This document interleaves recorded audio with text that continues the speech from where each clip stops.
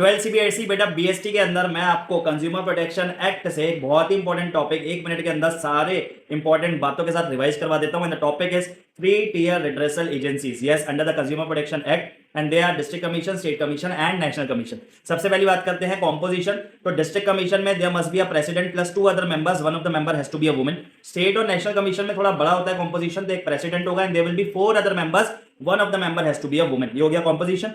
अब बात करते हैं प्रेसिडेंट कौन हो सकता है।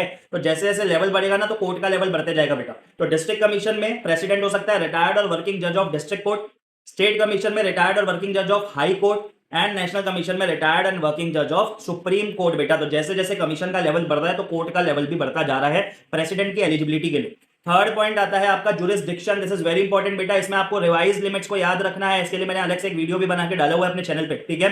तो आपको मैं यहाँ पे भी बता देता हूँ कि रिवाइज लिमिट्स क्या है।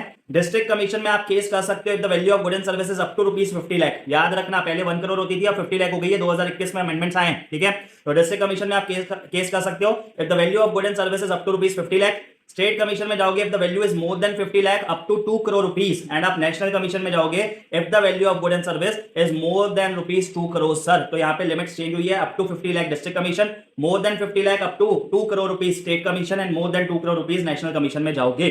अब बात करते हैं अपील की। अगर आप डिस्ट्रिक्ट कमीशन के ऑर्डर से डिससैटिस्फाइड हो, आपको तसल्ली नहीं मिली वहां पे, आपको इंसाफ नहीं मिला बेटा वहां पे, तो डिस्ट्रिक्ट कमीशन के ऑर्डर के अगेंस्ट आप अपील फाइल कर सकते हो स्टेट कमीशन में with in the next 45 days. याद रखना जिस दिन डिस्ट्रिक्ट कमीशन का ऑर्डर आएगा उसके अगले 45 डेज के अंदर आप स्टेट कमीशन में अपील कर सकते हो। सर स्टेट कमीशन से सेटिस्फाइड नहीं है तो जा सकते हो नेशनल कमीशन में with in the next 30 days. यहाँ पे लिमिट चेंज हुई है, तो अगले 30 दिन के अंदर आप नेशनल कमीशन में जाओगे जिस दिन भी स्टेट कमीशन का ऑर्डर आया। And if you are dissatisfied with the order of national commission तो एक रास्ता और बचा बेटा, सुप्रीम कोर्ट का दरवाजा आप खटखटा सकते हो यहाँ पे।